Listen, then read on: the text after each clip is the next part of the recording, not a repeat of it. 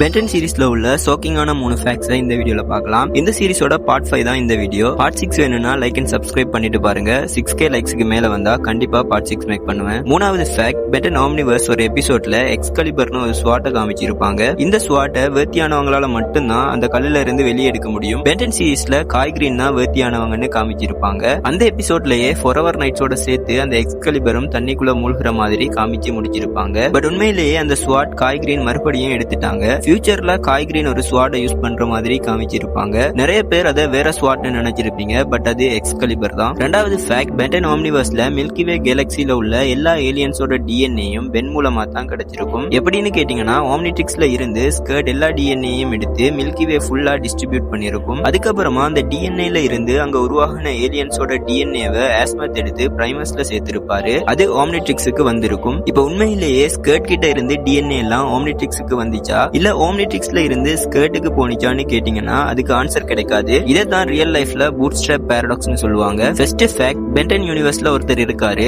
அவருக்கு அந்த யூனிவர்ஸ்ல நடக்க இருக்கிற எல்லா விஷயமும் தெரியும். அது மட்டும் இல்லாம சில விஷயங்கள் இப்படித்தான் நடக்கணும்னு முடிவெடுக்கிறதும் அவர் தான். அந்த யூனிவர்ஸ்ல உள்ள பவர்ஃபுல்லான டைம் பேஸ்ட் வில்லன்ஸ் ஆன இயான் மல்ட்ரோன் இவங்க கூட அடுத்து என்ன செய்யணுங்கிறத இவர் தான் முடிவெடுப்பாரு. இவரை பார்த்து செலஸ்டியல் சேப்பியன்ஸ் கூட பயந்து ஃபோர்ஜ் ஆஃப் கிரியேஷன்ல இருந்து 500 லைட் இயர்ஸ் தூரத்துக்கே இவர் வரக்கூடாதுன்னு இவர் கூடயே அக்ரிமெண்ட் போட்டிருப்பாங்க. இவ்வளவுக்கும் இவர் ஒரு சாதாரண மனுஷன். இவர் யாருன்னு உங்களுக்கு தெரிஞ்சா கமெண்ட்ல சொல்லிட்டு போங்க.